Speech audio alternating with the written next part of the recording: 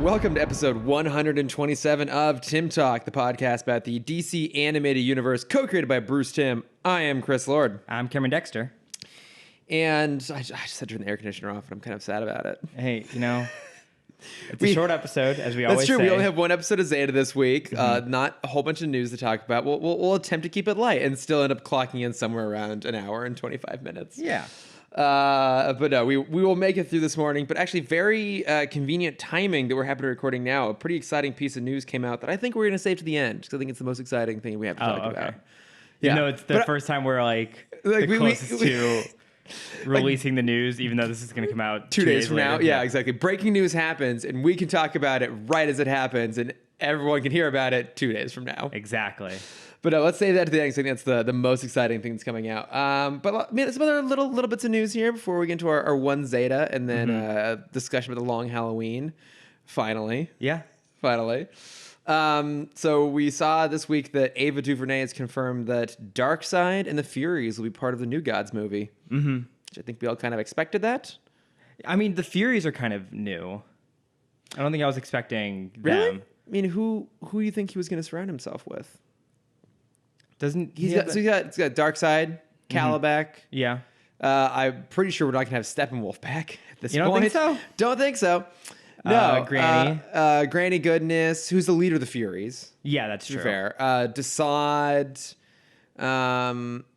Who's Brock? No. Mannheim was the gangster that was involved in the Darkseid stuff. I'm trying to remember the name of the guy who shows up and has all the tech. I can't remember. I can't remember either. But I mean, it's not just Apocalypse and Darkseid. It's the New Gods. So one presumes we're going to get Highfather, Orion, the Forager, right? Isn't the Forager the guy who's also in Young Justice? I think it's two different characters because Forager and Young Justice is like a worker for the New Gods.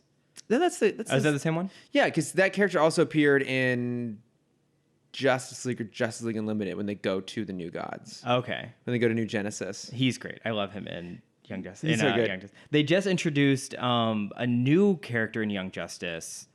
I don't remember his name right now, but he is the creator of the father boxes and mother boxes. Oh, okay. Yeah, so he's kind of this like god above the gods, living in kind of his own plane. Oh, that's interesting. And he was super. Let me see if I can find his name. I haven't watched any of the new episodes yet. The second half of the new season. I need to get on that. Yeah, it was literally the episode that just came out. Okay. Yeah, because there's still like 10 episodes left. Is it really? Or maybe closer to 7. Okay. But yeah, there's still, the last episode is going to be a 3-parter. Oh, wow. Yeah, so it's all going to be over, or this season's going to be over by the end of August. Okay. All right, I'll catch up. I'll catch up as fast as I possibly can. There's no rush. But, I don't want things spoiled for me. I think I had one thing already spoiled for me, but I won't get into it here. Okay. No, I mean, look, I'm excited about this movie. Obviously, I like Ava DuVernay. I am almost Metron. Sorry, that's his Metron. name. Okay. And he's on his Mobius chair. So the Mobius chair is kind of is what gives life and soul to the father box and mother boxes. Was that the thing that Batman was sitting on at one point when he was like imbued with the I power think of the so. New Gods? Mm-hmm. I actually don't know what was going on with that. I just remember, that one comic panel. Yeah, because he like asked about the true identity of the Joker and he was confused. Yeah. Which is probably them setting up the 3 Joker thing, right? Because isn't that actual comic coming pretty soon? I thought it already happened. Did it already happen? I think so. I thought that was before the series where Batman has like an infinite number of himself, and they're all evil. Oh, Metal? Yeah. I thought it was before that. I thought it was coming down the pipeline here. No, because we talked about that. We talked about that Years No, we ago. talked about that theory. Yeah, that was in our first like 20 episodes we talked about that Yeah, theory. but I think the actual comic. Here we go. March 2019. 3 Jokers not being released anytime soon. Oh, well, I was wrong. The 7 Jokers. If they do 7 Jokers, they have to do it as a Western, and it has to be them as the Magnificent Seven. I'm so down. Yes. I would absolutely read that. Yeah, so it's Jeff Johns and Jason Fabok. Fabok? I don't know. Oh, it's part of the Black Label. What? The Black Label is the same one that did the Batman deck. Oh, it's the we're gonna the more mature. Yeah. That means we're gonna get 3 Joker dicks. Hell yeah. Yeah. All on one Joker. I mean, do you think they're all gonna be the same kind of dicks, like all circumcised, all uncircumcised, a little bit different here and there? No. One's definitely gonna be like deformed. He's wearing the skin of someone else's dick. No, we're gonna change conversation topics. You crossed a line, Chris. What I was saying before I went down that dick tangent. That dick hole. The dick hole, exactly. Shut up. Was no, I mean I'm excited for the New Gods movie. Like I don't know much about those characters, which I think is part of the reason I'm excited about it. Yeah, like same. I don't have that pre-existing investment. And also, Ava DuVernay, fantastic filmmaker. I'm almost done with When They See Us. I have 1 episode left. Have you watched that? I have not. It's intense. Do you know what it's about? Is that the Netflix one? Yeah, it's a Netflix one about what the 5 teenagers who have been dubbed the Central Park 5. Oh, that's right. Yeah, and it's really kind of diving into the truth of that whole situation. And like, I mean, it's obviously so good. The performances are amazing, but man, my God, is it really intense. And I've heard the last episode is the best, but also the most intense. And I haven't been emotionally prepared for that. Yeah. But I do want to finish it because I've heard it's really good. But no, excited for that. Yeah. Same. Okay. Yeah. Yeah, me too. As am I, Chris. It's a conversation, Cameron. I'm not just talking at you. Oh, I forget sometimes.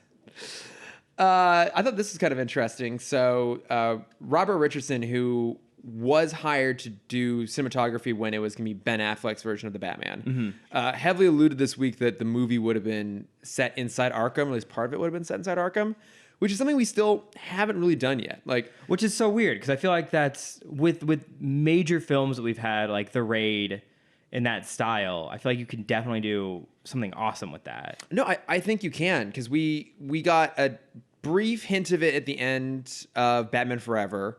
There's obviously the sequence where Mr. Freeze breaks out of Arkham. I am Batman. Yes, exactly. I love that moment. And then there was that whole sequence set inside of it in Batman Begins. Mm-hmm. But even with Batman Begins, it was a more grounded approach to Arkham. Whereas you get the impression that this would have been more kind of like Arkham Asylum, the game. Right. Where it's like, it's really gothic and creepy and almost like oozing just evil and weirdness. And there's a potential to run into like all the different kind of villains stashed away in there. And for all we know, we might get something similar with the new version of The Batman with Matt Reeves. Mm-hmm. Apropos of our later conversation, there's some rumors that it might involve The Long Halloween, might be adapting some elements of that, which could be cool. Mm-hmm. Is that a comic series? It's a Netflix miniseries, actually. Oh, that's cool. Yeah. When's it coming out? Halloween. Oh, right. That makes sense. Yeah. But it's like an 8-week long thing. It's going to like stretch out for a long time, past Halloween. That's fine. It's the only show they've ever not just dumped at once. They're just going to eke it out one episode Netflix at a time. never has done weekly. No, they always put it out all in one chunk. Mm-hmm. But I don't know. I think I still would love to see that on screen, because you're right. Like, imagine a version of like The Raid or Dread, but with Batman. And it would make so much sense for Batman to just not talk the whole time. Like, you can make it a near silent Batman. I don't think they could go quite that far. I think if you were to do like an animated version of that, maybe that could possibly work, or like a short. I think if you're doing a feature-length film, obviously you've got to like get Batman dialogue. Oh, well, yeah, he'll have some dialogue, but I feel like the main focus will be on the villains. It could be, yeah. Which is kind of what we talked about at the end of BTOS, is the villains were the stars of that show. At that point, yeah. And Batman just kind of showed up. Because wasn't there an animated series episode where he barely talks at all? It's mostly from the villain's perspective. I mean, there's most of them. There's Almost Gotham. Yeah. But I mean, obviously he talks during the little vignettes. But I feel like there was another one. There's the one that we always made fun of where he like took the appearance of a mob boss, but the mob boss was like a foot taller than him and wider. The Cape and Cowl conspiracy? I think that's the one. Yeah. Where like he hires the guy to like kill Batman and capture the cowl, and it's all a setup. Mm-hmm. Oh yeah, because there's that. Yeah, that is the one. Oh yeah, because that moment when like the lightning flashes outside and like we see the Batman mask with ears illuminated underneath this like prosthetic face over the top of it. Yeah. I want to see that in live action. Mm-hmm. Exactly. That exact scene. But I think the reason we haven't seen a raid style movie is, I think, and this seems counterintuitive, I think it'd be too cheap to make. Oh, I was thinking it would cut out the younger demographic too much. There is that possibility too. Yeah, that it would maybe limit your appeal. But I mean, to be honest though, like even the Dark Knight films weren't necessarily good for kids. Mm-hmm. Like they're long and slow at times, and there's like some pretty intense stuff in there. I mean, one can make the argument that of all the theatrically released Batman movies, maybe only Batman Forever and Batman Robin are actually intended for kids. Like all the rest of them are pretty serious and pretty dark. But I think the problem would be that Batman as a film is expected to make $1 billion. Right. Right? Like it is one of those movies. It's kind of like an Avengers movie where they know that everyone will want to see it. So they're going to put the budget into it to make it huge so that it'll like, it's this sort of like weird counterintuitive thing. Like, oh, we want it to make $1 billion. So it has to have a budget of like $200 million, which isn't necessarily true, but that's kind of the way it works. Speaking of box office really quick, did you see the very sad, up until the movie that just came out, right now the top 5 of 6 films are all Disney films. And even the one that's not is Spider-Man. Oh, God. Yeah. The only films that have broken $1 billion this year are Disney films. Yeah. With kind of Spider-Man being I think I saw that they made over $7.6 billion so far at the box office. And Yeah. It wasn't even August yet when that happened. Mm-hmm. I mean, and they still have Frozen 2 coming out. Yeah. They still have Star Wars coming out. look, I think there is a cynical read on that. There's the cynical read that Disney is monopolizing like mainstream entertainment. Monopolizing $1 billion.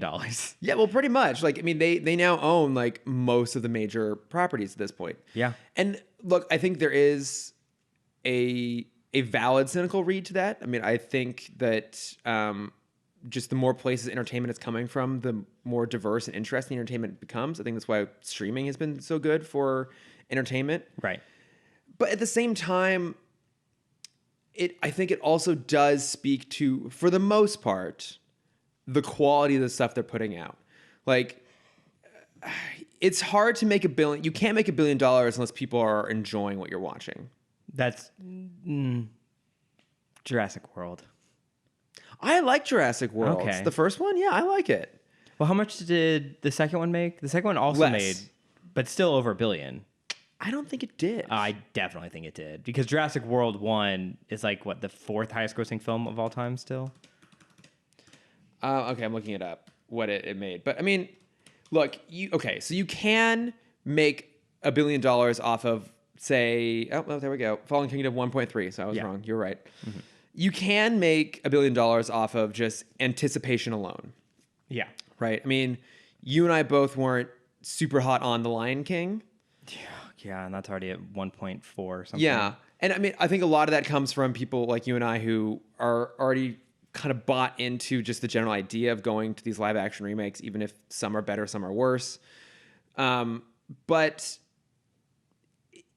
did we already talk about the childless millennial article?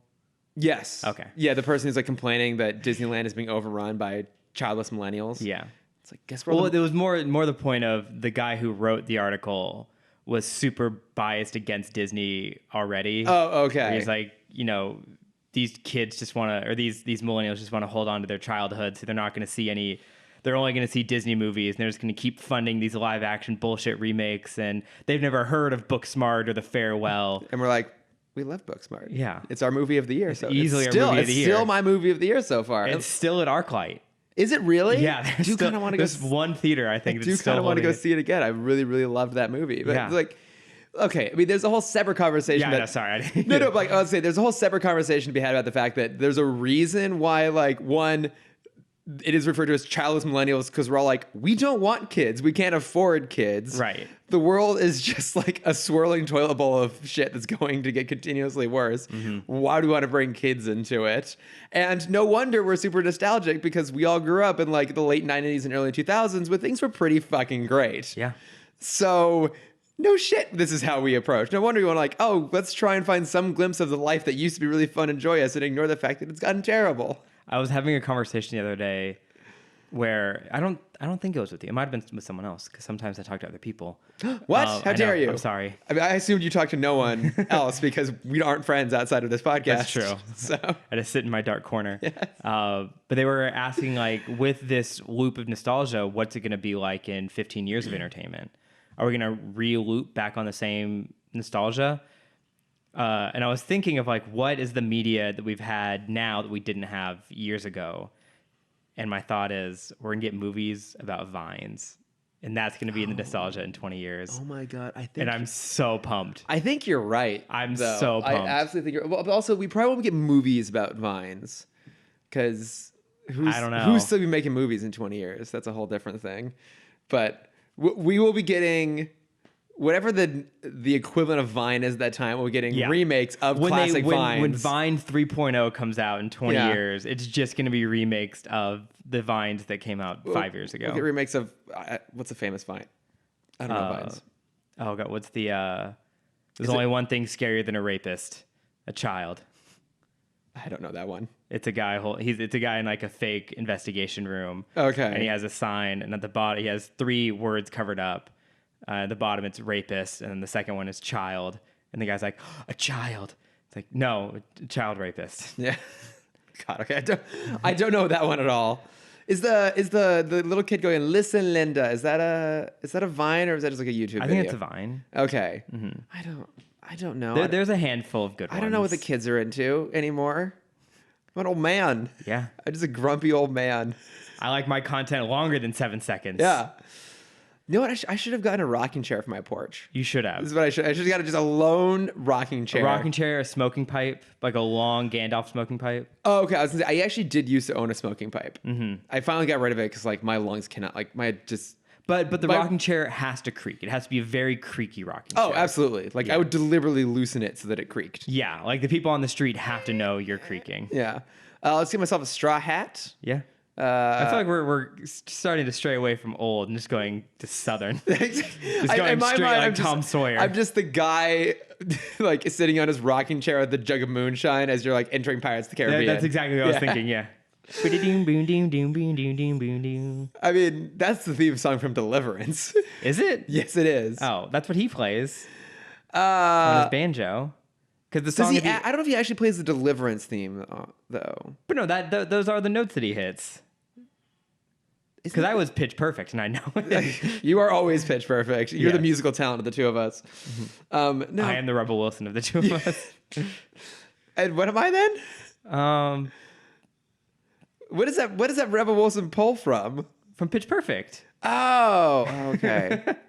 But she's not even like the best singer of all of them, No, right? I know. Wouldn't it be like an Anna Kendrick or a Brittany Snow or a Haley Steinfeld I'd love to be a Haley or a Steinfeld. Skylar Aston? Yes. I bet you're surprised how many people I know that are in those movies. And Adam Devine. No, I would expect you to know some of these people. I mean, they're all I've seen one. famous I've people. seen the first one. And I liked Yeah. it.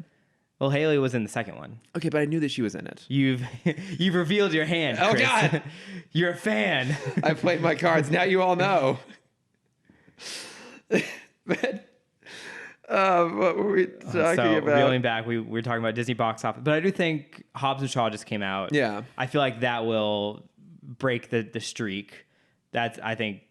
Do you think it'll break top 5 Of the year? Yeah. Yeah, probably. Mm-hmm. I think it's been doing pretty well so far. It's a big movie. People are excited about it. Yeah. You saw it. You liked it. I wasn't gonna spoil it, but I did see it, and it's amazing. Yeah, we're going this upcoming weekend I'm so excited to see to it go again. see it. Oh God. It actually is like a very fun Okay. movie. All right. Well, hopefully I'll enjoy it. I mean, I feel like we've been talking for a while about news, but let's just keep going. There's more stuff to talk about. I really want to talk about the fact that the original Spider-Man teaser from 2001. You just showed me I this. just showed it to you. It's back up online again. 'Cause I remember when this teaser trailer came out, and I was so fucking pumped for that movie. I love that song. Are You Gonna Take Me on a Roller Coaster? I can't remember who it's by. I thought it was a Prodigy, but it's not.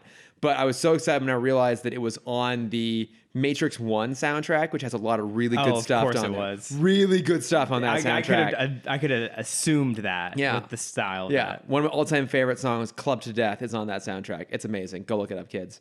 But I love this teaser trailer because it's like the most 2000s thing ever. Like I think it's so fitting that it's also a Sony Columbia Pictures movie because it reminds me of Charlie's Angels, like the first Charlie's Angels. Oh, yeah. Which just had like the same sort of like kind of action editing, had a lot of the same kind of music going on to it. And you even asked, like, is this a Spider-Man trailer? Yeah, that opening shot is very much the opening scene of Dark Knight.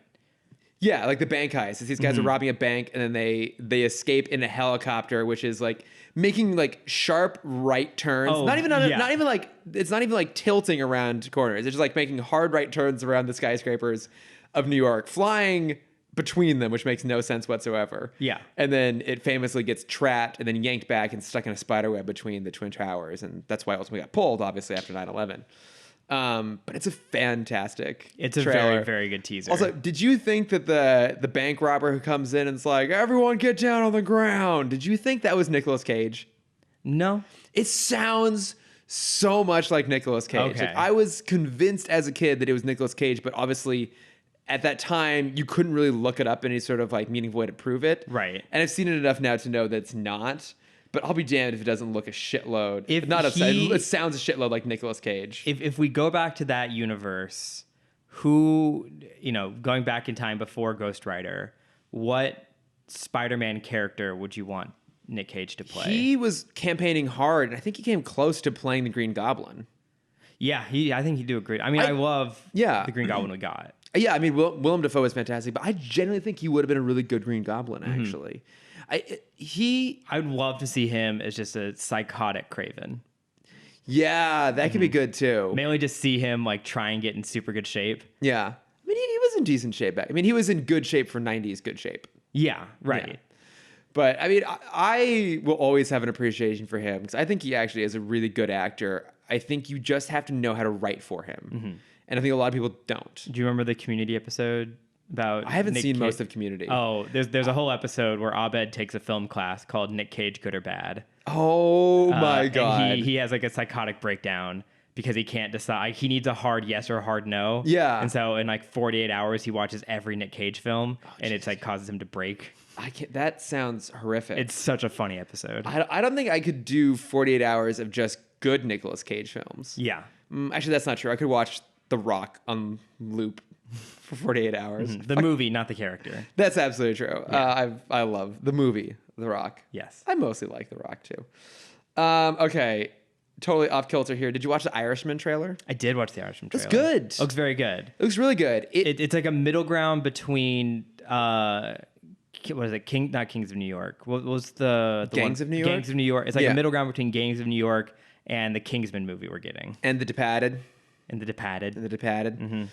Yeah, I think it looks really good. I mean, obviously Scorsese's great. It's probably going to be too long, as most of his movies the last few years have been. What's the last movie he made? I'm pretty sure it was Silence, right? Wasn't that the last movie he made? Yeah, I know. Yeah, I didn't even bother. I know you were not a keen on that, and I think I've even said this before on the podcast that I really enjoy about the first 2/3 of The Wolf of Wall Street, and it has a perfect ending, and they go on for 45 more minutes, and it's such a shame.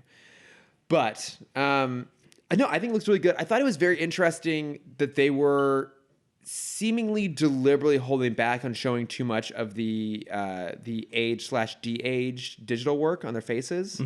They kind of saved it to the very end. How did you feel about it? I mean, did it seem noticeable to you? Did it seem pretty good? I didn't notice it at all. Okay. I mean, I guess I was consciously kind of watching for it, but I did notice it. But also, to be fair, it's a trailer. We've seen this before where even completed VFX shot usually looks a little bit more polished by the time it actually happens in a movie. Yeah. And I also feel like you kind of start to ignore it at a certain point. Like, I don't know about you, but when I watch Rogue One, like, I don't think too much about the fact that it's a digitally resurrected. Yeah, I don't. I'm not Tarkin. like gonna pause it when I see Grand Moff Tarkin. Yeah. Be like, I see that pixel is off. Yeah. I'm like, no, I'm not gonna be a pixel pusher. It's fantastic. That's what it's called in the biz. In the biz? Yeah. In the show biz? Yes. I think it's technology that is best used sparingly. Like, for example, in Rogue One, the final shot of Leia looks fantastic because it's just one quick shot on her. Yeah. I think the more you do it, the more obvious it can be. Although whoever did Samuel L. Jackson's work on Captain Marvel, they should that person. It was just Sam Jackson. I mean, that's true. They didn't have to do a lot of work. They never have to. He still looks so good. Because he's like 71. Yeah, somewhere around there. Yeah. Yeah, exactly. And he still looks amazing. And like he's still playing roles that are like 20 years younger than he actually is. Right. Because no one thinks he's that old. Because he's just Sam Jackson. He's so cool. But we also talked about the fact that in Captain Marvel, part of what makes that performance work so well is that he's playing that character like he would have if it had been filmed in the 90s. Right. Like he's bringing 90s era Sam Jackson energy to it, which is fantastic. And also just being a little bit naive. Just Yeah. immediately makes him 25 years younger. Exactly. Yeah. So I don't know. I mean, I'm excited for that movie though. I have high hopes for the Irishman. There was who's directing Gemini Man? Ang Lee. Ang Lee came out, or someone on the cast of Gemini Man came out being like, this is the most like unique face altering we've ever done with a person. No movie has ever done this before with their like young, like, you know, de-aging technology. Yeah. And like we used half practical, half digital.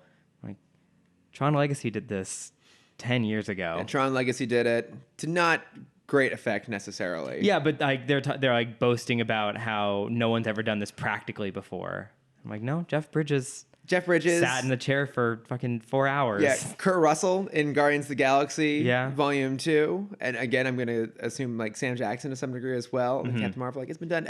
I did hear something about I think the difference maybe on Gemini Man, and I'm not 100% certain on this, it's something I heard on a podcast, is that is an entirely CGI face. Yeah, it's basically a deep fake of a young Will Smith. Exactly. But it's not like, so what we're actually seeing is... We're actually seeing a 90s Will Smith. Yeah, basically. That's kind of... So I think they've found like a unique approach to it. To be fair, like the effect looks good. Yeah. I'm just not super interested in that movie itself. Same. It just looks a little generic. Who the fuck is playing with the bottles outside? I think someone is taking recycling out of the recycling bins. Yeah. That's fine. Yeah. I don't think we're going to pick too much of that up. No, probably not. Folks, I live in a nice, but part of LA. Yeah. It's still LA. It's still LA. This happens pretty much everywhere. I don't live in Beverly Hills.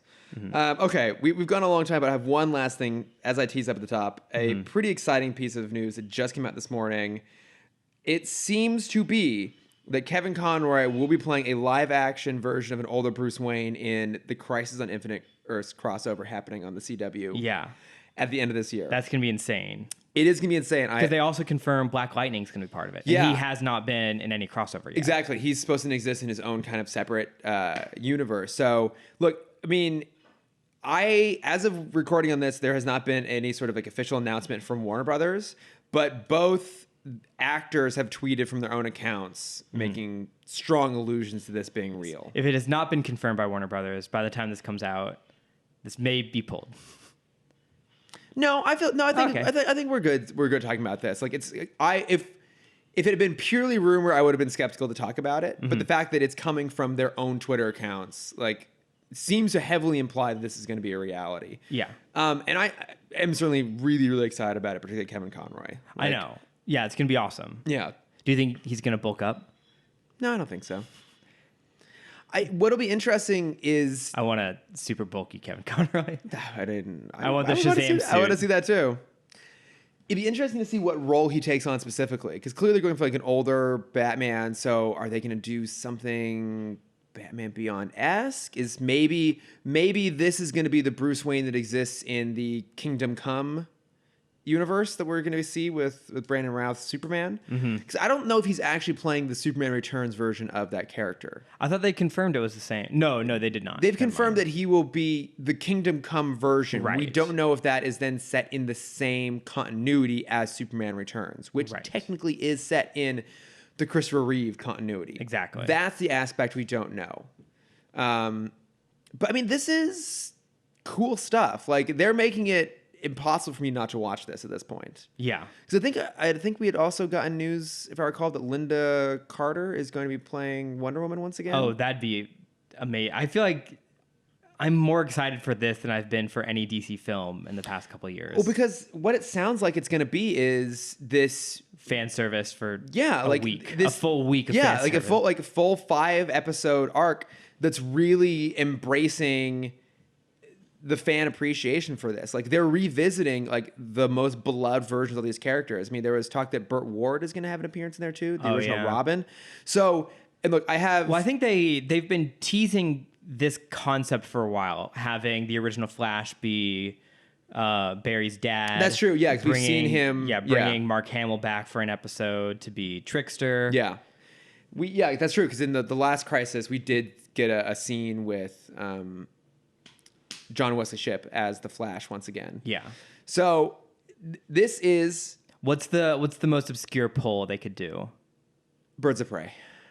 Oh yeah, that'd be a good one. I think Birds of Prey is one that doesn't really exist in any sort of fandom anywhere. Like people still make reference to Super Friends, for example. Yeah.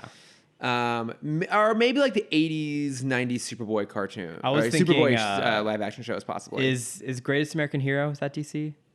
I don't think so. Okay. I think that was just an original property on CBS. Sure. Back in the day. That is one that they've been trying to reboot. I'm surprised it hasn't gone through yet. It came close. So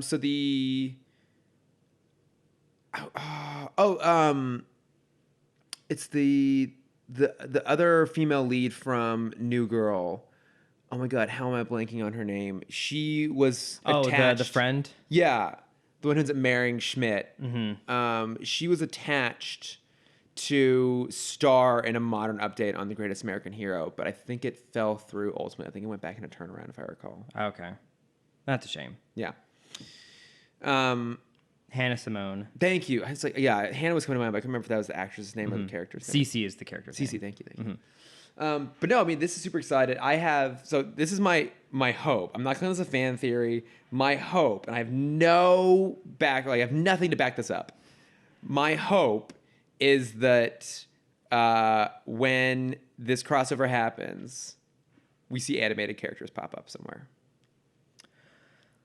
I feel like that'd be hard unless it was like someone watching, like in Kingdom Come, they've made an animated version of their heroes. That could work. Like it's on a TV somewhere. Yeah, I don't think we're gonna get like a Roger Rabbit Space Jam style one, because it's just too expensive. It's what I want. Like you're already getting this huge cast of characters to do.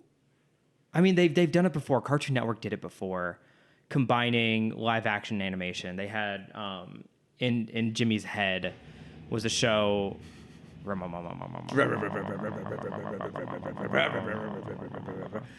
can't sustain that for that long, and that motorcycle keep going. There's a show on Cartoon Network from in the late 2000s, early 20-teens, called Inside Jimmy's Head, which is a weird premise where it's basically their version of Walt Disney did freeze himself inside his animation studio. A kid sneaks into the lab, bumps his head, and basically gets brain damage and gets Walt Disney's brain put in his head. And he finds out that all the characters that Walt had created were actually real to him. And so he can now see all the animated characters kind of running around in his real life. What? Yeah. When I describe it like that, it doesn't sound like a kid's show. No, it absolutely sounds like a kid's show. It sounds like a fucking horror film. I'm looking at images from it, and yeah, I can totally see this being a kid's show. I mean, it's that sort of like crazy high concept thing that works so well in a kid's show. Mm-hmm. Yeah, so like it has been done on television. I think it lasted 2 or 3 seasons. So I guess like there is a budget for it, but I don't think I'd want to see it with these characters. Yeah. Like I don't think you can make a grim movie that combines, or a grim series, or kind of a darker show that combines live action animation. What I will say though about, because the only example I have is Cool World. Right, Cool World. Yes. I will say though, with the CW Arrowverse, they're pretty good about maintaining tonal balance across their different shows. Like obviously The Flash and Supergirl have a little bit lighter, bubblier tone than say Arrow, and then Legends of Tomorrow, especially from what I've heard the latter seasons, is like its own crazy weird thing going on. It's super fun. They're actually pretty good about when they do this sort of crossover stuff about maintaining some sort of like tonal consistency, or at least embracing the tone of whatever version they're in at the time. And, you know, for example, like when they drop Oliver Queen into Supergirl or into a Flash, like he is just like kind of constantly irked at how like fun everything is all the time. Like they find a way to kind of keep it all feeling continuous, even if the Right. tones jump around. I actually think if there's one place they could do it outside of Doom Patrol, which is the weirdest of all of them, Oh yeah. I think they could get away with it in the Arrowverse. If they do it, I don't think they would do it here Probably not. because they already have so much going on. But that could definitely be its own crossover next year, or the year after. Yeah, I don't know. I think I would love to see. We probably won't, but just like the fan of me would love to see that happen at some point. And I think they could. Do I mean, we might get a live action Terry. that's what I'm wondering too. That's what I'm wondering. I could definitely see that happening. That could be cool. I mean, fingers crossed. We're gonna watch this. Like we're clearly gonna watch this when it airs. Yeah. Do you think it's also going to be Will Friedle? I mean, honestly, that would be amazing. That would be really, really cool if they did it.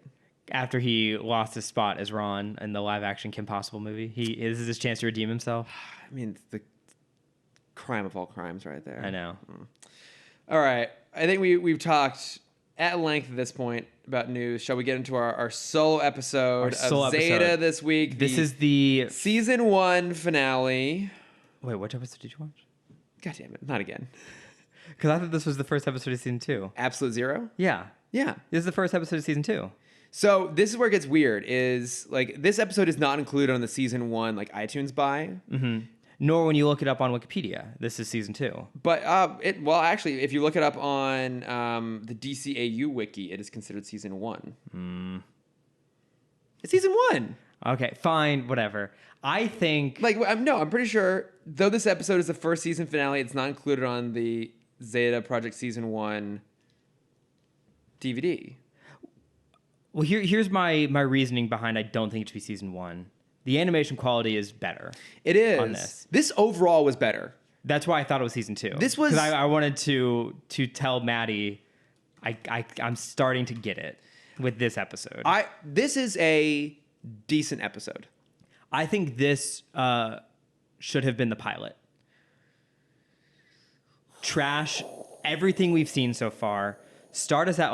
Let's describe the show and then describe the episode. Then I'll go into my basically theory. what happens here is they know that Dr. Selig is going to, or I guess they don't. This cryo facility. I don't know how they know to look for him there, but the episode starts off with them breaking into like a secure R&D facility to get some information about where. I'm sure they get the information there. Yeah, but how they knew to break into it doesn't matter. Yeah. How they knew they had to break into that place to get the information, I don't know. Maybe but it starts in media res, and I will say, I'll give them credit. They actually have a pretty clever ruse to get inside the building. Yeah. So basically, they have Ro carrying a bag of groceries, and then a mugger comes, like tries to steal the groceries from her for whatever reason. Yeah. And the security guards run out of this R&D facility to come help. And then the mugger takes off, and one of the security guards goes chasing off after him. And of course, we figure out pretty quickly it's probably Zeta. He redisguises himself as an old lady and is like, oh, he went that way. And then Good impersonation. Thank you. And then Are you Zeta? I am, in fact. I'm an infiltration unit. Yes. Not going to go there. So then he redisguises himself as a security guard and goes back inside the building. It's actually a pretty clever ploy. And I think it's a good way to start the episode. Yeah. Like, it shows them as actually being like pretty clever and competent. Yeah. Like, now imagine if this was your first time ever seeing these characters. You're like, oh, this is kind of cool and clever and fun. Well, then, because the way I imagine... Sorry, I'm just going to jump into my theory now. Please. Have this episode set up where we think that they're the bad guys from the start. We think these are the villains breaking into this facility. Okay. We jump to the NSA training grounds where we meet West and Lee. That's a weird sequence, too. I'm not sure why that's there. But now imagine this is a pilot, though. This is our first time meeting these two. We have... Then it kind of makes sense? Yeah, it's the two characters. They're top of their class. Lee is more helpful. Yeah. Works as a team. West is very much independent. We get the two quote unquote protagonists. Yeah. And their riff. And then we can even introduce a third agent, who's kind of at their level. Mm-hmm. And then we have Bennett come in, explain the situation, infiltration unit. He's been caught. We got to go find him. Still following these two, and then they bring on the third person. Specifically, so at the end of the episode, when they let Lee go, the third person immediately takes the spot. Okay. So now you have a floater, you have two kind of anti-heroes at Okay. this point, and then you have the NSA that are they corrupt, are they not? We don't know yet. All right. I like this idea. Yeah, while being bullied. So like Bennett, we've never seen him not be the most powerful position. That's true. Yeah. Where this one we do. Yeah. He has And to defer to the authority of this colonel. Yeah, so you have this kind of sect of the NSA that is vengeful. So we can't tell if this is personal motive or if he actually has a reason to be chasing down Zeta. Oh, interesting. I do like that. I see your point that this would work well as a pilot if you're okay not overly intricately setting everybody up. Like if you're okay jumping into a whole show kind of in media res rather than just an episode. Yeah. I think it worked really well. And because you're right, look at Wikipedia, it is listed as the first episode of season 2. And God, could you imagine not having to watch any of season 1 before this? Oh, man, that would have been so nice. It would be kind of an improvement. Like, I think we'll I don't know if we're really going to do a short list on this, but like... We said we're going to do bottom 5. That's right. I think we'll get to the end of the whole show, and then we'll do the bottom 5. But like, You're right, though. If someone wanted to just know what Zeta Project was like, hey, I love the DCAU. I've heard the show Zeta. Like, is it worth watching? I would say, you know what? If you want to get a sense of what the show is like, go watch this episode. Read synopsis of season 1. Do you even really? I don't think so. Like they make references to things like, so Bennett references the fact that Lee has expressed sympathies towards the synthoid. Right, that's kind of the only thing you need to know because he already explains that they're hunting down Selig. Yeah, and then in context we learn Selig created him. Yes, and so now we just don't know why he wants to talk to him. Well, he even says like, oh, but Selig's the only person. He doesn't explain specifically why, but he's like, oh, Selig's the only person that can clear my name and prove that I'm not like a monster. So. I mean, you basically get all the critical information you would need here. And it's this one just feels like all the pieces fell into place a little bit sharper than in the past. Like when they get to the cryo facility, when they realize like, oh, like the Zeta is impersonating this other doctor and he's caught. And the security guards just like blindly start shooting into the room. This is the first time that someone has ever gone, hey, don't shoot in there. It's dangerous. Yeah. Because that happens in every single episode. And finally, someone, no, don't do that. And then, of course, they cause this cryo chamber to activate with Selig trapped inside of it. And then from that point on, it's actually decently like suspenseful. It's like, oh, Zeta has to stay attached to the machine to keep Dr. Selig alive. The security guards trying to break in. They might capture or destroy Zeta. NSA is on the way. The NSA is on the way. Bennett's going rogue basically and operating outside of authority to go like track this thing down. So it's a bit of personal investment. Like all of these things you're actually invested in. Yeah. Like I was invested in the outcome of this in a way that I really haven't been up to this point. Agreed. Yeah. Because this is also a Zeta where he is putting. I mean, he's full on. Utilitarian. He's full on Spockism.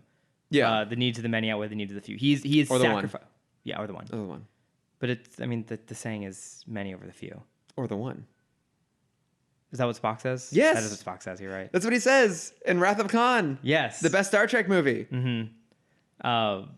But like, he is going out of his way to like even Ro being like, hey, we got to get out of here. Like they're gonna catch us. And he's like, well. If I leave, he's going to die. And I'm not going to kind of have that on my robotic hands. Also, if he dies, we're in the same place we've always been. Right, exactly. Yeah. This is the only chance we have of ever clearing ourselves. I think this is the only time the immediacy and the investment felt real. Because like every other person they've interacted with is like, oh, maybe this person can help. And you quickly realize they can't. Like, oh, like they finally found the guy that might actually be able to help them. Yeah. And so it actually felt like there was consequence here in a way that hadn't happened before. Yeah. But he seems like a decent guy, Dr. Selig. Yeah. I mean, he mentions the Zeta program. And he has like a weird... like a weird vibe when he's talking about it. Yeah. He seems like your genial old scientist, just like, I love what I do. I'm just going to play around and tinker all these kind of very fun, Goldblum cool of things. it all. He's got a Goldblum. Oh, live action remake. Let's get some Goldblum in here. Dr. Selig. But at one point, the cryo chamber starts to break apart and the gas leaks out. And I actually really like that sequence when the gas leaks out and freezes that cart, and then it instantly shatters and explodes. It's not realistic, but it establishes the peril of the situation pretty quickly. Right. And again, it has consequence in a way before it's like, oh my God, they're going to get smothered in chocolate sauce at this candy factory. And you have an action sequence where we can have a pacifist not fight. Yeah, like he's trying to save somebody here in a clever way. And it's like, oh, like we've seen that this gas is so cold that it can destroy metal. So when he actually goes in, like, oh, there's actual real danger here for him. Yeah. Which I think that speaks to the challenges of writing for powerful characters. We've seen that same problem with Superman, even with Batman Beyond, and we're seeing it again here. Where it's like, is this character ever really in danger? Right. No. So here he actually is. Mm-hmm. And it's basically exactly what you said. How did you feel about Agent Lee walking away at the end of it? I actually, in the middle of the episode, I wrote this note as I just pulled it up. I said they need to go the Jackie Chan Adventures route. Lee joins the good team and replaces with a new super spy. In the same way that at the end of season 1 of Jackie Chan Adventures, Toru, who's the big sumo of the Dark Hand, joins Jackie. And, the redhead spiky guy who always calls out his attacks. I love him so much. I'll look him up while you're talking. He replaces Toru in the Dark Hand. But that's... I feel like a staple of shows of the 2000s. It's like you always had that bad guy go good. Is it Ratso? No, Ratso's... Chow? Nope. Finn? Hawkfu? Yeah. Hawkfu was the best. Oh my God. I really want to do the show at some point. I really... It's worth a rewatch. Like, minus... I'm not a big fan of season 2. No, season 3 I'm not a big fan of. Because season 1 is the talismans. Season 2 is the boxes.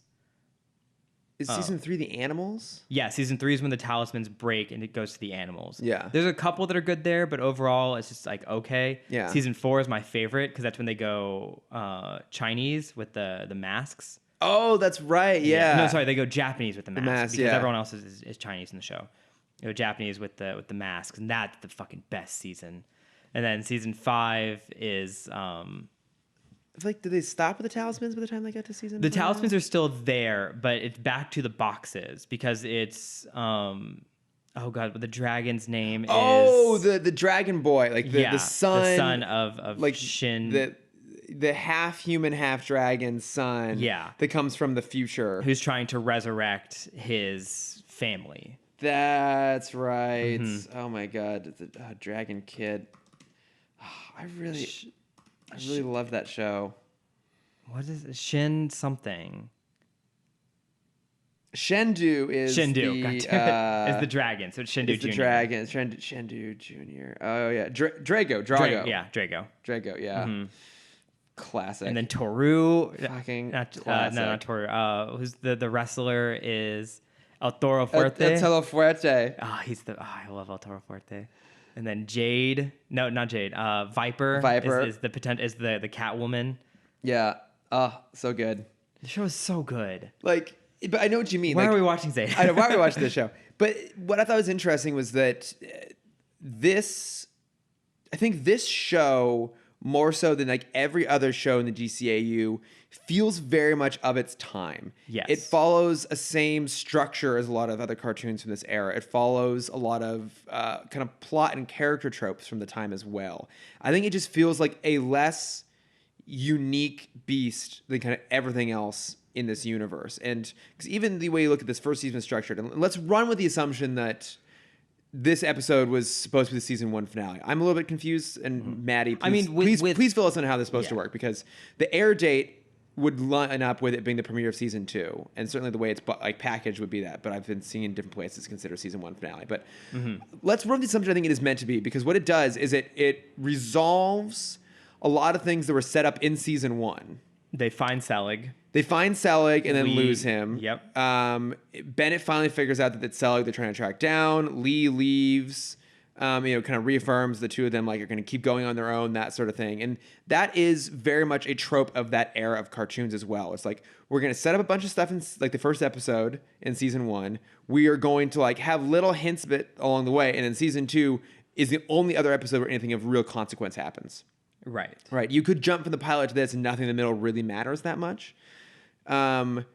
And that's pretty typical, right? Like I remember that even like Jackie Chan Adventures, like, oh, they're trying to track down talismans, but at like the final episode, like they somehow pack in, like they finally get all the talismans, and like Shendu gets like breaks out of the thing, and they defeat him, and he goes back into it, and it all like repeats again. Or like I think the Mummy did something similar as well, where it's like that finale, everything of consequence happens in it, and that feels like that's what's going on here. Yes. I liked that Lee ended up leaving actually by the end of it too. Like I felt a little forced, but I bought into it. I think I could enough. have had one more episode where she is more on the fence. Yeah, because we basically just got the one. Like she's a little on the fence in the first one. She has the one episode where she like lets them escape, which I guess Bennett Maybe like what knew if she about. saw the footage?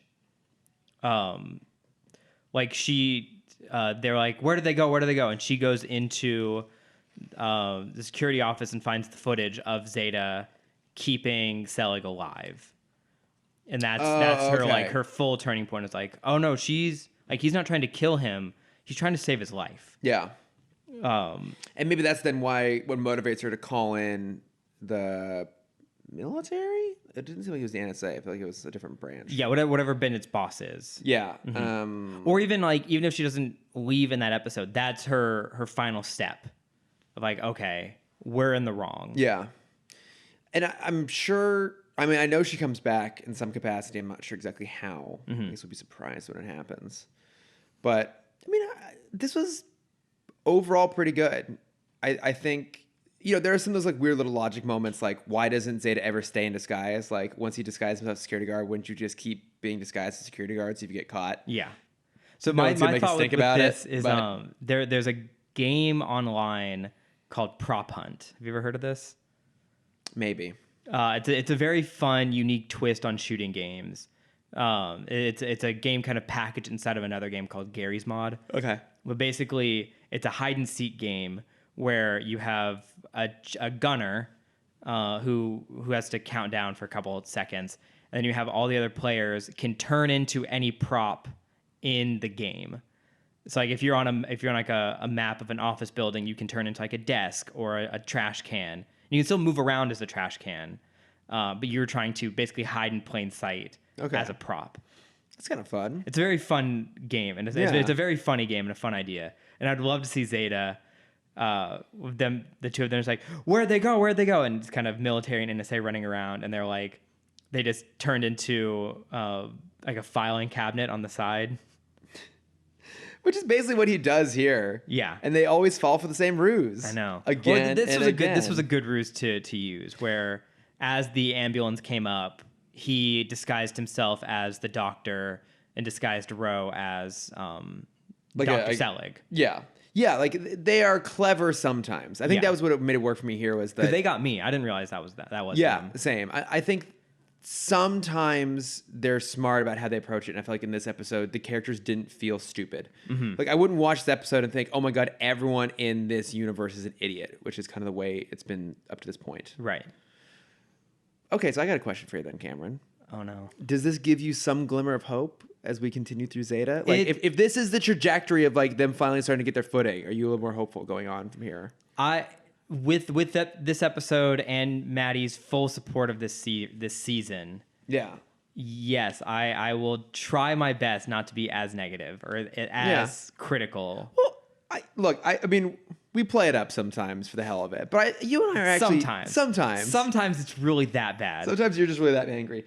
I think you and I are actually usually pretty fair when it comes to this. Like you and I both had nice things to say about this. Like this was like genuinely like a decent episode. Like this is something that'll be like I'm not necessarily gonna tell someone, oh my god, you got to go watch this. Well, here's what I want to test ourselves on. Okay. Is if this is a good if we watch an episode of like an average episode of Batman, BTOS, does this fit in with that, or has our bar lowered?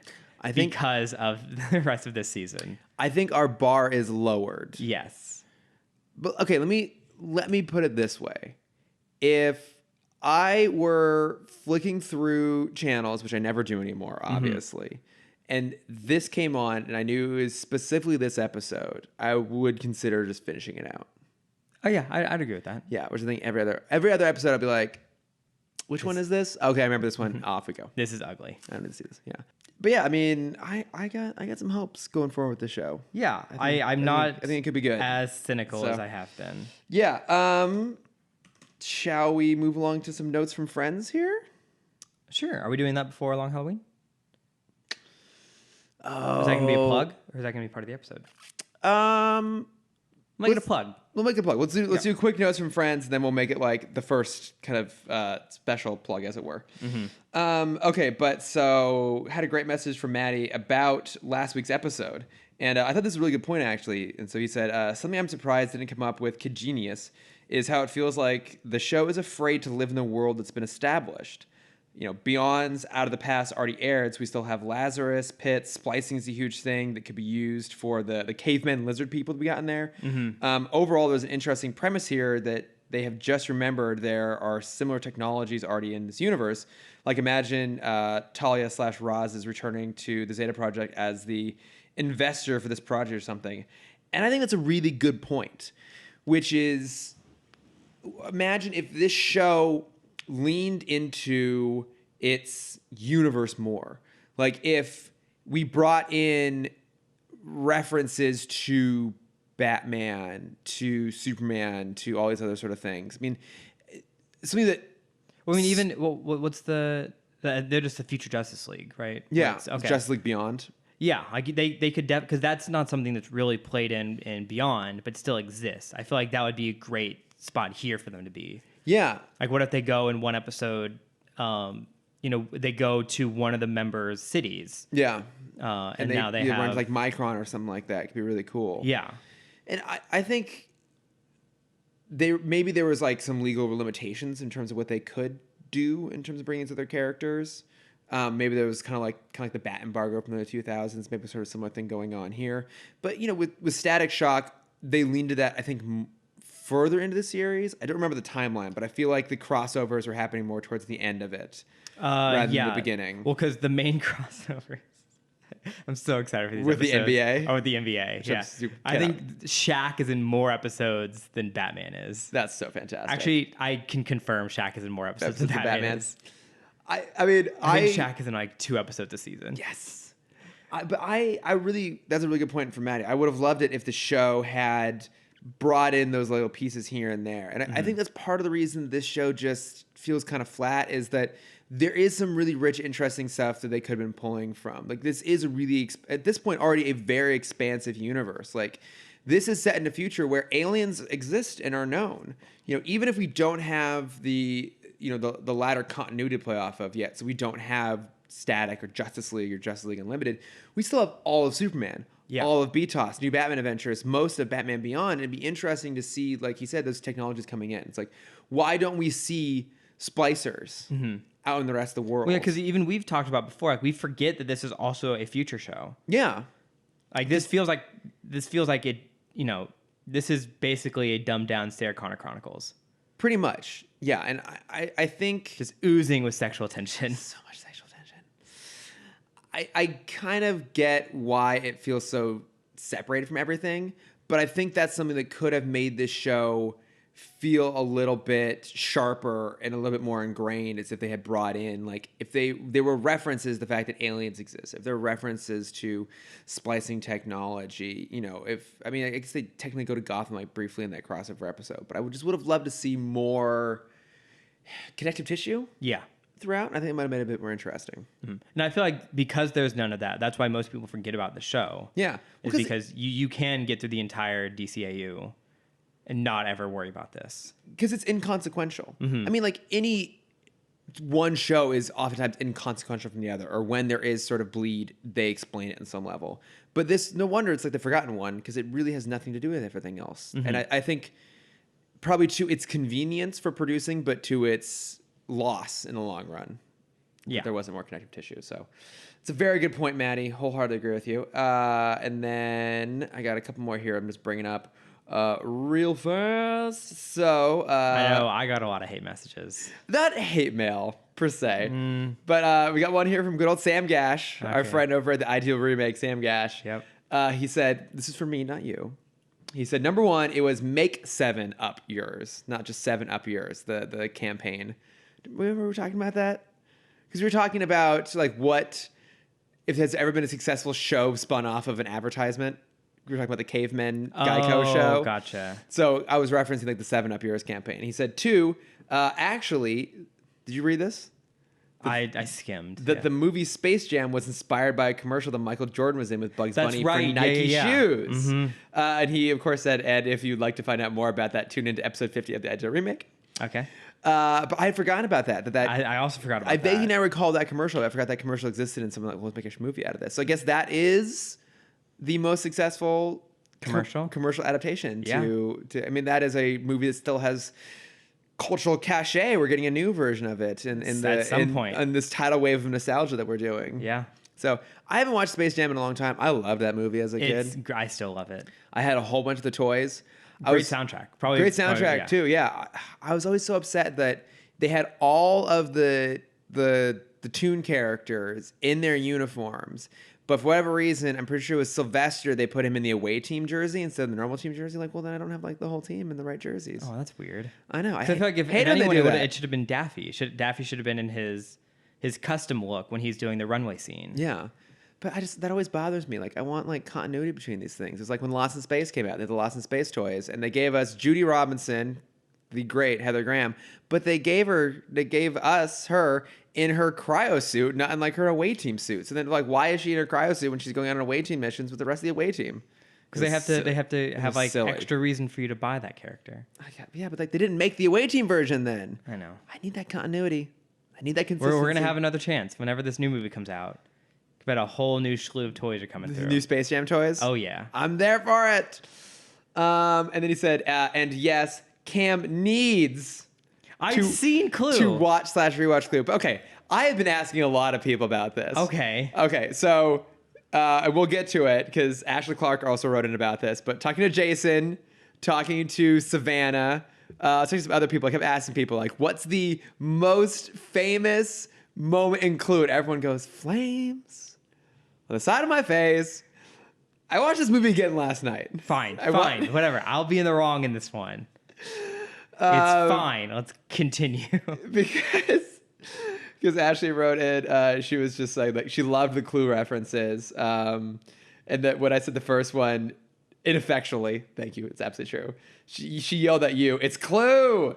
And yeah, the Flames gift gets a lot of rotations. And she was really hoping that this episode would be 75% Long Halloween, which we will be getting to very, very shortly. And she also very highly recommended we watch Pennyworth. I saw, I meant to kind of start that this weekend. I want to get to it. I am still like doing serious catch up. I still have not yet watched Once Upon a Time in Hollywood. I've started watching The Boys though. Is The Boys? I've started watching The Boys and I'm already absolutely loving it. Yeah. So I'm hoping maybe by next week I'll have gotten through the rest of it. But yeah, she says that it's been like edge of her seat, really, really enjoying it. So we'll have to give that a watch at some point. But yeah, I think that takes care of notes from friends. So why don't we jump into plugs and why don't we start off with doing a discussion of the Long Halloween here? Mm-hmm. I really enjoyed it. I think great. That's fantastic. Moving on. Move on. Great. No, I feel like has anyone ever like chronicled Batman through like if we were to make a linear timeline of the Batman comics? Yeah. I feel like this would land like maybe a year or two after year one. I'm not sure if there's like a real solid official chronology out there. Mm-hmm. And I'm pretty sure The Long Halloween is considered canon. I don't think it's considered like a one-off story. But that's basically where it's usually pegged. Okay. Is most people treat it like year two. Yes. So in my mind, I think there's too many villains for it to be year two. Yeah. But yeah, with Dent's transformation, that obviously has to be pretty early. Yeah. But yeah, having the kind of subplot of this whole thing being not really the subplot of the whole thing, but the crux of it all being this turning point where mobs have less control of the city and the crazies are kind of taking their step in. Yeah, it's a really interesting period of time in the Batman mythology. And I'm sure as you're reading it, you saw that there was a lot of pulls from this into the Dark Knight, especially, right? Like even that friction between the mafia and like the costume villains, between like Maroni and Gamble and the Joker. That's all there. No, I mean it's a great idea. Yeah. Right? Like this new character, this serial killer coming through and taking out the mafia. Like that's a great idea for a Batman story because it's such a weird, morally gray area. Right? Like this is helping Batman. It is helping the police. It is theoretically making Gotham a safer place by taking these guys out. Yes. But it's still a murderer. Still a murderer. And it's kind of that same idea that when you take out a mob boss, you're not really cleaning the city. You're just opening a new vacancy for someone else to take. Yeah. And that's basically what happens. Yeah, it's the power vacuum idea. Possibly the artwork for me in this is so good. Tim Sale's work is gorgeous. And what did you think about the kind of noir style narration all the way through? Like, because I mean that's typical in the Batman comics. Like, we'll get his kind of monologue or his like diary or whatever. Like, what did you think about that element of it? I was fine with it. I mean, Only fine with it? Yeah, I mean, I think it works a lot of the time. I'm just like that style of writing. I'm just not a huge fan of. Okay. See, I really like it for its. But I mean, it makes sense for Batman though. It makes sense for Batman, and I like it for its repetition. Right? You know, I mean, part of that is just it's a new issue of a comic. They're catching everybody up as they must always do.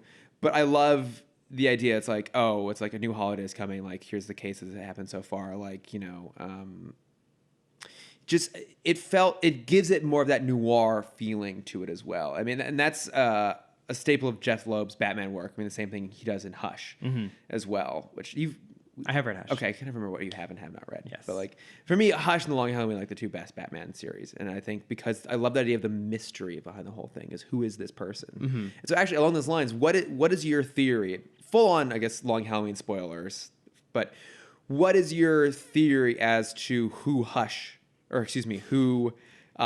I know who Hush is. Holiday, right? It's Riddler. Yeah. Actually is. I do think with the ending of it, I do believe Gilda the most. Okay. That she was first because she knew how to, it was very low budget murder. Yeah. She knew how to grind off the serial numbers. She knew about the bottle cap. Yeah. The baby bottle nipple. Yeah. And then the dent was the rest. I think it was that split personality that he already had, where he might not have remembered doing it, but he was the second killer. Okay. Where what's his face, the son? Oh, Alberto. Alberto was just there for the one kill. Yeah. He wanted, or maybe every kill might have been a different person, and they were all just copycats. Yeah. I mean, it is fantastic the way it's written because it sets up red herrings while also having payoff. Because sometimes a red herring will feel a little bit forced, whereas they were all still involved in some way. Yeah. Which I think is really brilliant. Yeah. Actually, no, I'm going to go with the theory that every kill was a different person. Okay. So, Alberto did one, the sister did one, Gilda, Harvey. Gilda did one, Harvey did one. Because there's I wrote out all the kills because I know I was going to forget. There's Halloween. 12 total.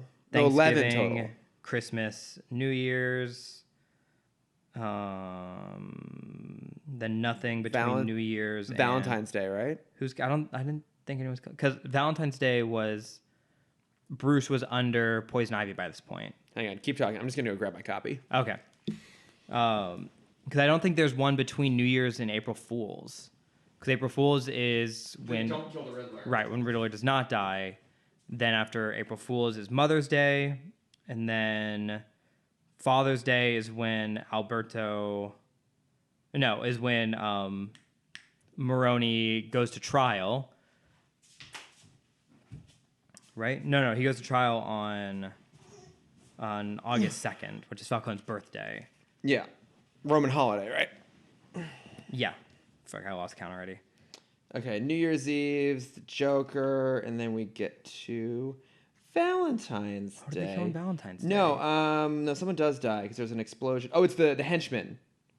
The goons are killed inside the car. Oh, well, okay, fine. Yeah, outside Maroney's place. Mm-hmm.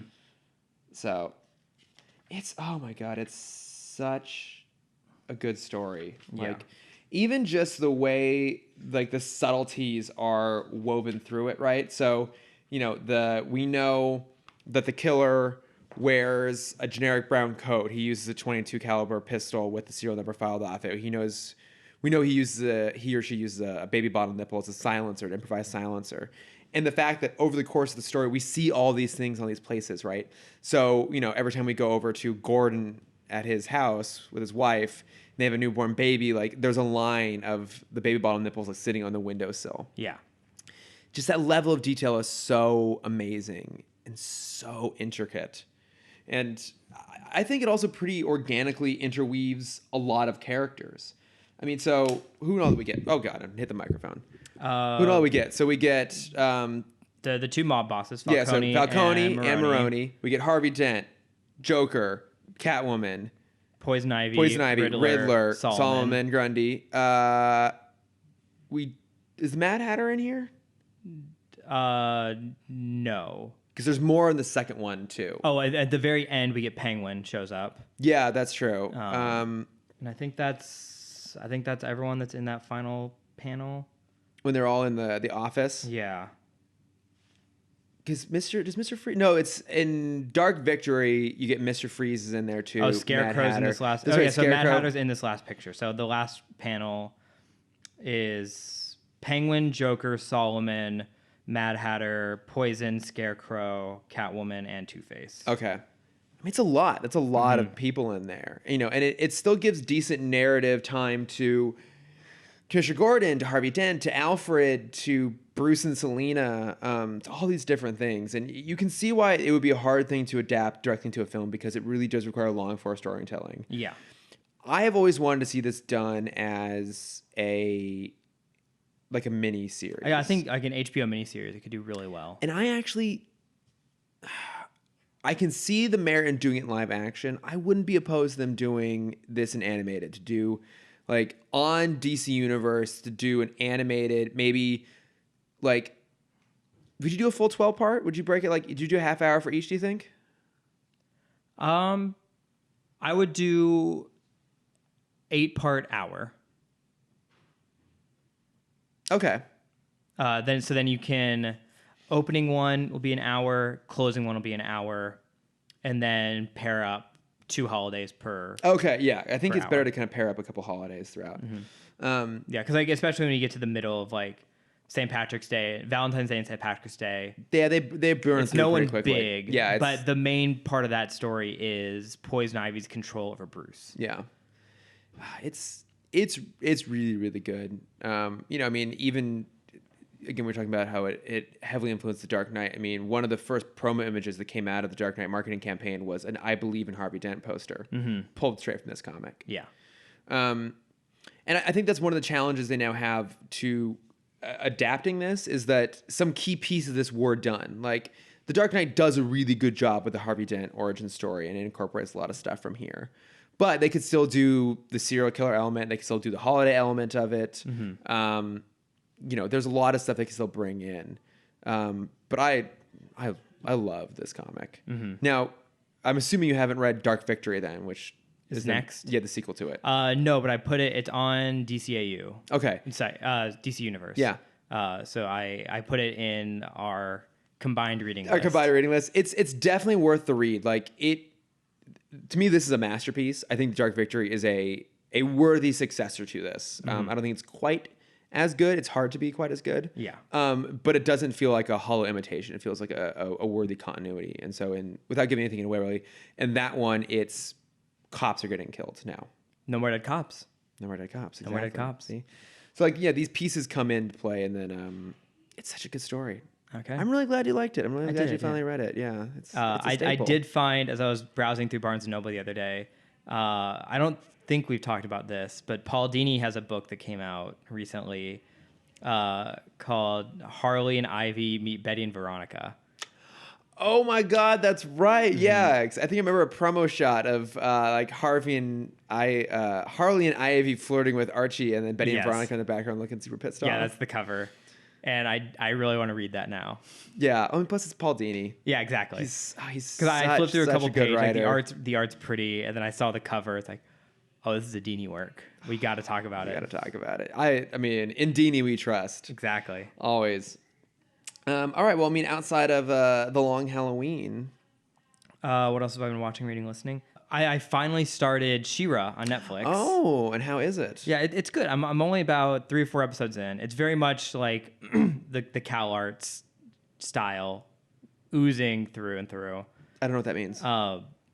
There's kind of this wave of the kind of the quote unquote Cal Arts movement, where every show has a very similar kind of art style.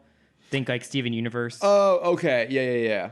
But no, it's good. It's very fun. It's young but still cute. And it's basically an all female cast, which is pretty awesome. Like there's one male character who's very much the comic relief. Okay. But like there's the evil side, where it's a female leader, the female best friend, and then the main characters from over there. And then the good side what we consider the good side are all the princesses. Yeah. Who all have magic powers. And then I think we've only seen one guy so far. Really? Yeah. That's awesome. His name is Bo. But yeah, it's a very cute show. I'm excited to keep going with it. Okay. And then what else have I been watching, reading, listening? I saw Hobbs and Shaw, but we'll save that for next week. Yeah, we'll save that next week. I'll have seen it by then too. Oh boy, Hobbs and Shaw. Yeah. What about you? What have you been watching, reading, listening? So I think. Oh wait. Sorry, I have a YouTube channel on plug. Sorry. Oh God damn it. There's a channel I found which is very much for me and Maddie, called Nerdstalgic, I think is what it's called. Okay. Where it's basically they do video essays on just very niche shows from back in the day.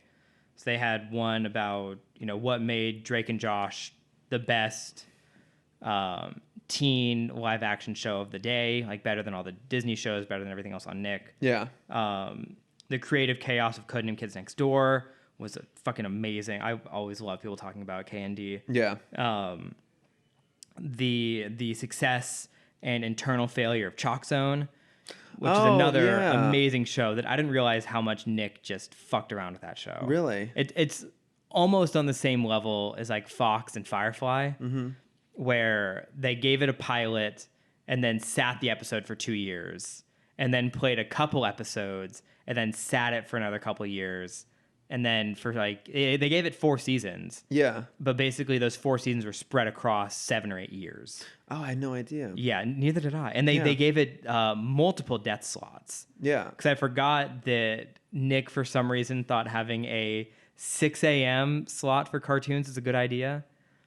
Because I do remember that's where they ended up putting all Grown Up at one point. Like the new episodes of All Grown Up were coming out at 6 a.m. on a Sunday. I mean, just training those kids for their future lives, having to get up way too early. Exactly. It's like Chalk Zone was put there. Before that, it was the 9:30 death slot. So it was the last show before Nick at Night. But yeah, for some reason, they just never wanted to do anything with the show.